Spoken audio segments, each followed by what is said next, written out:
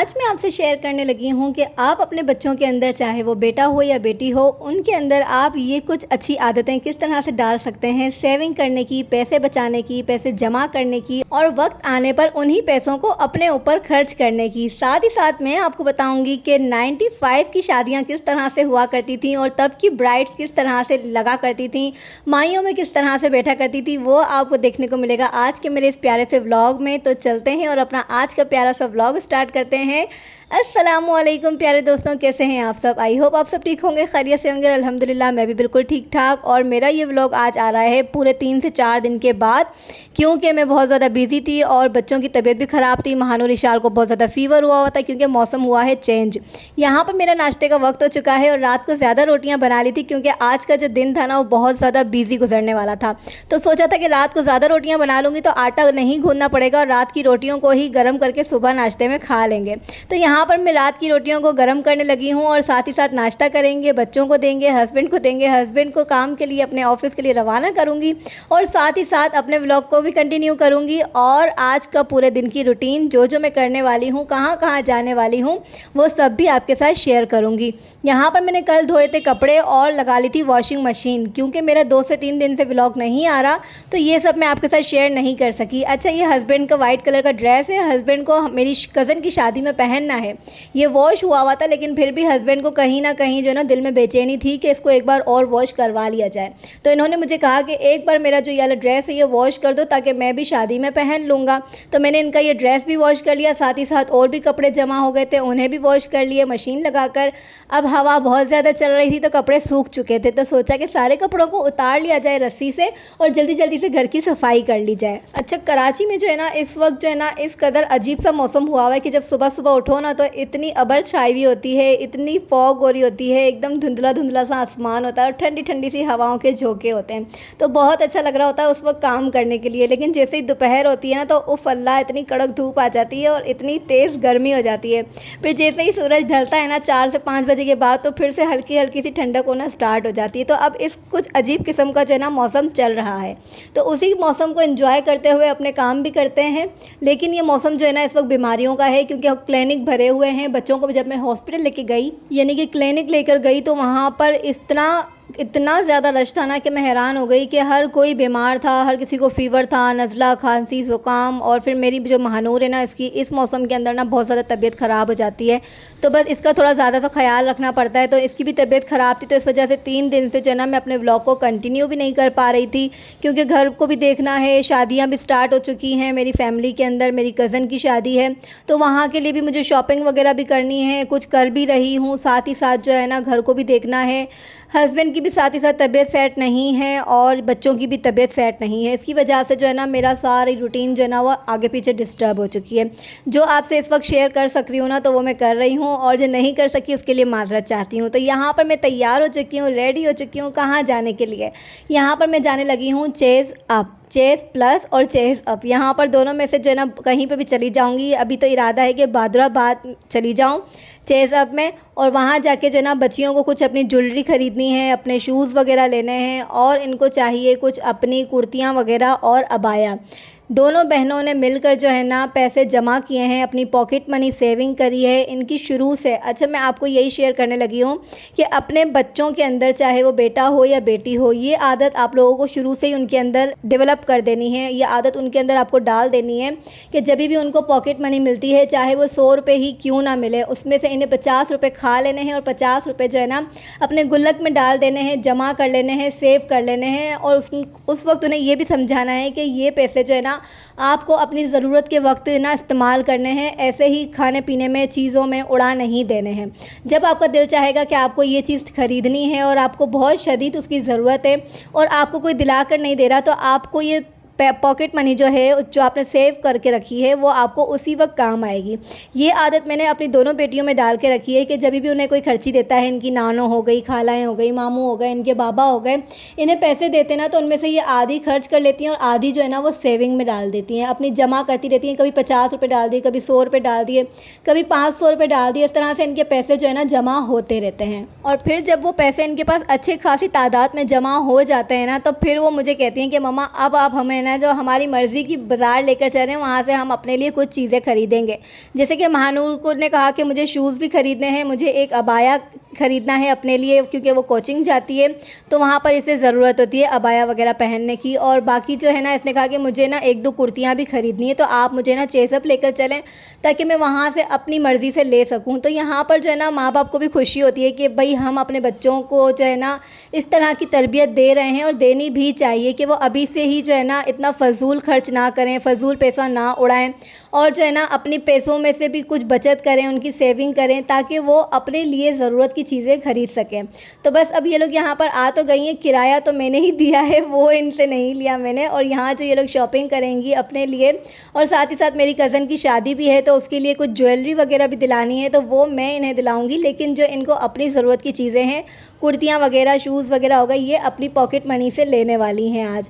तो बस अभी हम लोग यहाँ पर आए थे, तो यहाँ पर ये बच्चों वाला सेक्शन था, यहाँ पे बच्चों के कपड़े लगे हुए थे। और यहाँ पे मैं जब भी आ जाऊँ ना, मैं बहुत ज़्यादा, मुझे अट्रैक्ट करते हैं, मुझे बहुत प्यारे लगते हैं, क्योंकि ये बच्चों के जो कपड़े होते हैं ना, इनके डिज़ाइन होते हैं ना, ये बड़ों में कभी भी नहीं आते। ये बहुत क्यूट लगते हैं देखने में भी, और प्यार आता है इन्हें देख कर ना।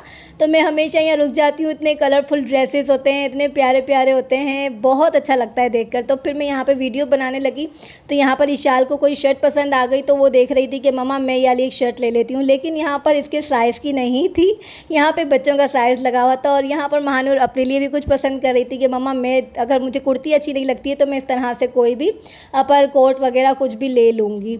और इन्हें साथ ही साथ शूज़ लेने थे, तो शूज़ भी पसंद कर रही थी, लेकिन इस वाले सेक्शन में जो है ना, इन्हें कुछ भी अच्छा नहीं लग रहा था। और मुझे टेंशन होती जा रही थी कि अब मैं इतना दूर घर से आ तो गई हूँ, और इन्हें कुछ पसंद ना आया तो सारा जो किराया है ना मेरा, वो पानी में मिल जाने वाला है। तो मेरी यही दुआ थी कि अल्लाह पाक इन्हें कुछ ना कुछ पसंद आ जाए, चाहे वो शूज़ हो, अबाया हो, कुर्तियाँ हो, या फिर ज्वेलरी हो, खाली हाथ घर पे ना जाएं, ताकि ये भी घर जाके खुश रहें और मुझे भी अच्छा लगे कि हम घर पे कुछ ना कुछ लेकर गए हैं।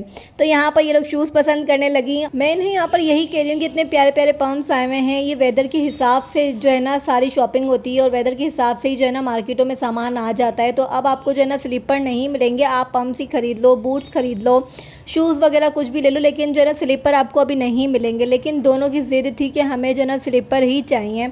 और यहाँ पर सारे पूरे सेक्शन के अंदर जो है ना वो बूट्स लगे हुए थे और पम्प्स लगे हुए थे, इस टाइप के लगे हुए थे। तो फिर बहरहाल यहाँ पर इन्हें कुछ भी पसंद नहीं आया। अब हम नीचे जाने लगे हैं कि नीचे से कुछ इन्हें पसंद आ जाए, शायद कोई ज्वेलरी पसंद आ जाए या फिर कुछ और देखते हैं। तो यहाँ पर इशाल की जो है ना नीयत ख़राब हो जाती है छोटे छोटे प्यारे प्यारे बैग्स देखकर, तो ये फ़ौरन अपने लिए बैग देखने लगी। महानूर को भी अपनी एकेडमी के लिए, अपनी कोचिंग के लिए बैग ख़रीदना था, तो वो पसंद कर रही थी। लेकिन यहाँ पर फिर भी इन्हें कुछ पसंद नहीं आ रहा था। और इशाल की जो ना हमेशा से आदत है, वो जितनी भी पॉकेट मनी जमा करती है ना, उससे वो जाके चीज़ें ख़रीद के खा लेती है, या फिर जो है ना उसे बच्चों वाली चीज़ें पसंद आती है जो इसके काम की नहीं होगी ना, बस ये वही चीज़ें लेती है। तो यहाँ पर मैं इसे आइडिया दे रही थी कि आपको ये लेना चाहिए या फिर आपको वो लेना चाहिए जो आपकी ज़रूरत का सामान है, जो आपको काम आए, जिससे आपको खुशी हो कि ये मैंने अपनी पॉकेट मनी से लिया है। बहरहाल यहाँ पर चीज़ें देख रहे थे, देखते देखते इतनी प्यारी प्यारी ज्वेलरी सामने आ गई और झुमकियाँ वगैरह आ गई, क्योंकि इनको आज जो है ना मेरी कज़न की मेहंदी है, माइयों हैं, तो वहाँ पर पहनने के लिए जो है ना इन्हें प्यारी प्यारी सी झुमकियाँ चाहिए इनके ड्रेस के हिसाब से, क्योंकि आज इनका जो ड्रेस है ना वो पिंक और गोल्डन पर है। तो फिर मैंने इन्हें कहा कि गोल्डन कलर की कोई भी अच्छी प्यारी सी छोटी छोटी सी झुमकियाँ ख़रीद लो, ताकि रात में ना मेहंदी के इवेंट में आपको पहनने के लिए वो काम आए। तो बस यहाँ पर वो सारी चीज़ें हम पसंद कर रहे थे और देख रहे थे कि कौन सी चीज़ अच्छी है, उस ड्रेस के साथ क्या लगेगा क्या नहीं लगेगा। यहाँ पर जो है ना महानूर को कुछ कुर्तियाँ वगैरह पसंद आने लग गई थी, लेकिन यहाँ पर जो है ना वो बार बार निकाल कर, कभी महानूर इशाल अपने लिए कोई कुर्ती देख रही है, कभी महानूर देख रही है। लेकिन जो 3 पीस ड्रेस है ना वो बहुत ज़्यादा एक्सपेंसिव थे, जो इनकी बजट से दोनों की आउट हो रहे थे। और जो कुर्तियाँ इन्हें अच्छी लग रही थी ना, तो उसका फैब्रिक अच्छा नहीं था, उनका कपड़ा बिल्कुल भी अच्छा नहीं था। तब मैं इन्हें आइडिया दे रही थी कि जो खाली कुर्तियाँ यहाँ पर लगी हुई हैं वो बहुत ज़्यादा एक्सपेंसिव है, लेकिन उनका फैब्रिक अच्छा नहीं है। तो अब बेहतर ये कि आप लोग अनस्टिच ले लो, और या फिर है ना उसे सिलवा लो, या फिर कुर्तियाँ ले रही हो तो फिर अच्छी वाली लो, अच्छी अमाउंट में लो, ताकि आपकी जो ना वो ज़्यादा देर तक चल भी सकें। तो यहाँ पर इशाल जो ना अपने लिए पसंद कर रही थी, लेकिन इसने यही कलर पहन के रखा हुआ है जो ये कलर पसंद कर रही है, बस लाइट और डार्क का फ़र्क था।